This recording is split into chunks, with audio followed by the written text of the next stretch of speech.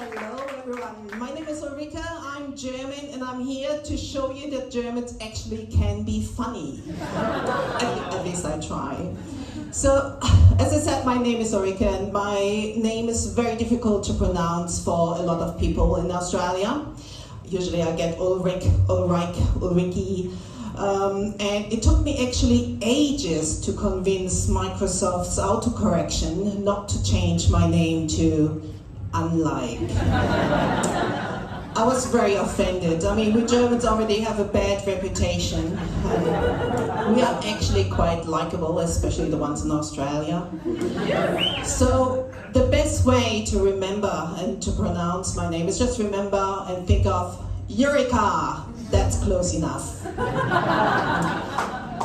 So, as I said, I'm Ulrike and I'm a Twitcher. And it looks like we have a few here. So, for those of you who don't know what a Twitcher is, it's a person who's addicted to spending extensive time outdoors in nature, despite heat and mosses, to just slow walk or stand around to watch birds. That's a Twitcher, that's me. So we have some Twitchers here. Give me a shout. Yeah, I think I've seen you at the last week's BA meeting. BA stands for Birders Anonymous. We meet weekly to share our addiction. So we talk about our addiction, not to get rid of it, but to just to see, what did you see last week? Where did you see the birds? So we're sharing our addiction. So we're meeting and we have our own secret language. So if you can decipher that, then you're one of us.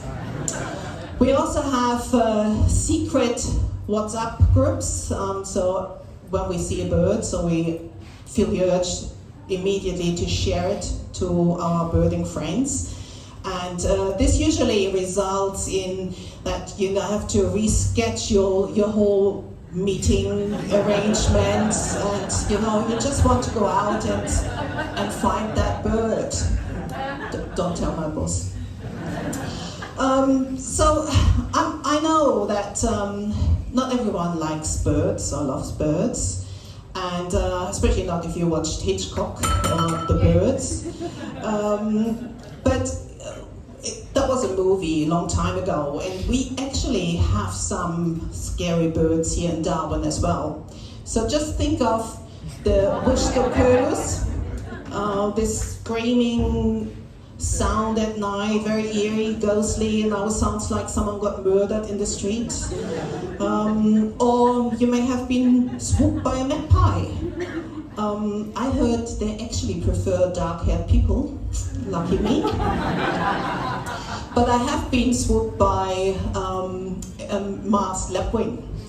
I didn't realize I got too close to their nesting areas, which you can't really see, and they only intimidate you. They're not really hurting you, they're just intimidating you and chasing you away.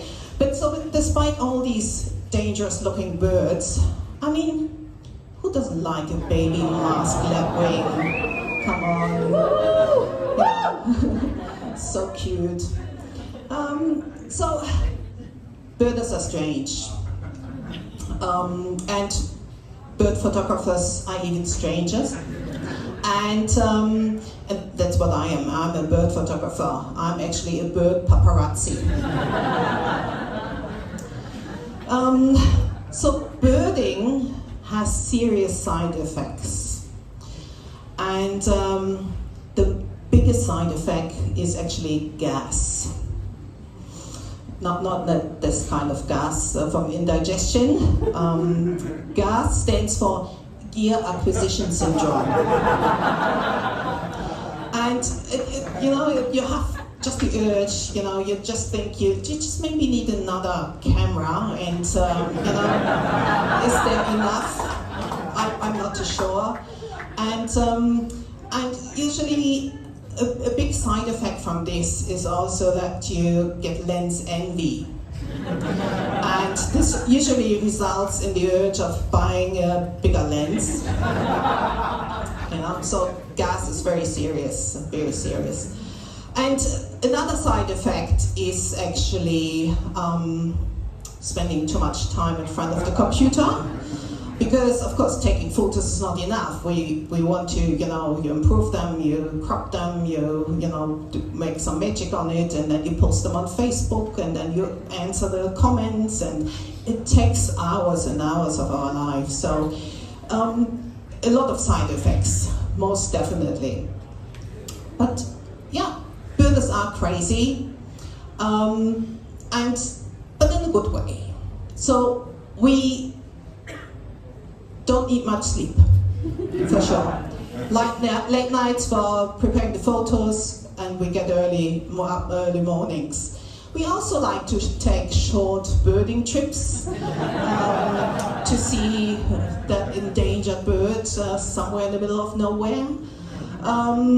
We also like to share our passion on holidays with our partners, and usually they are quite supportive, literally, but sometimes they are not. They just prefer to stay at home, and I'm not sure that they're missing out so much, because birders actually, they love to go to the most beautiful places in Australia, and they're spending so much time on trying to get a great shot, and so birders are definitely crazy.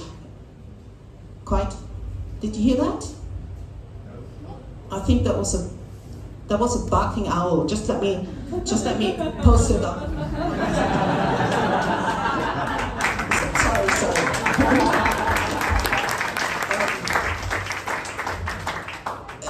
Probably another thing you should know, birders get easily distracted. If you have a birding friend and you travel with them in the car, make sure you're driving. It's very dangerous. But also be prepared to hear, "Stop the car!"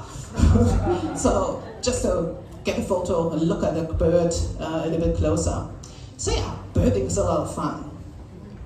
So what you may not know about birding is it can actually improve your well-being.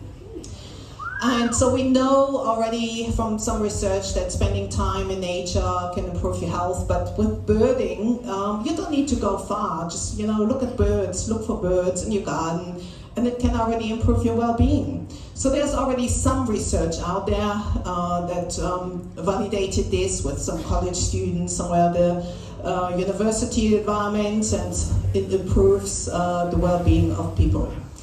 And it can also be a gateway drug. So this gateway drug can lead to changed environmental attitudes. So it may make you a better person, I think. So it can change you, and who doesn't love that kind of drug? I mean, I wasn't a birder all my life. I actually started birding when just after I relocated to Darwin during COVID. Guess where I ended up? Howard Springs, the nation's most recognizable first quarantine facility. So 2 weeks luxury quarantine. We were allowed to go outside, and I had my camera with me, and of course the only thing you can really see amongst all the dongas is just a few trees and birds. So that's when I started really getting into birding and taking a lot of photos and sharing them with my friends. And I also took photos of every meal that we received. But believe me, that was less exciting. So yeah, birding became really my passion. So, and in my day-to-day job, I'm a lecturer. I'm teaching entrepreneurship and innovation. And my research area is actually back in tourism, so especially with an environmental focus of tourism. I thought, you know, we are always encouraged to do more research, and so teaching birding research. That was simple. So I'm starting doing some more research into really birding. But I'm not interested in the birds per se, I'm interested in birders. So the people watching birds, especially bird photography. And I want to know, does bird photography actually also have the same effect like birding? We don't know yet much about this. So some of the questions I would like to explore is also really to see, can birding change us in the way that bird photography changes in the way that birding can? And can also bird photography change your environmental behavior or attitudes? Is there a link to that? Or maybe does bird photography has a completely different effect or some other aspects attached to this? So, because I'm at the start of my research, I'm starting with a literature review, and the next 20 slides are on that. Now. So there's not much out there on bird photography, and a lot of things that it's too old, not relevant to my area that I want to focus on. But I found one paper that I thought was quite interesting, and they had this nice diagram, and I love diagrams. And it clearly shows also that there's an overlap of bird photographer, birders, and also ecotourists. So it's my area where I'm coming from anyway. And but while they have similarities or overlaps, there's a lot of also distinctive attributes just for bird photographers. So what I found out is also that bird photographers tend to be wealthier because they spend a lot of money probably on gear. And they also like to take the perfect photo, preparing it, documenting photos and species. They may even take lists or have their own eBird lists.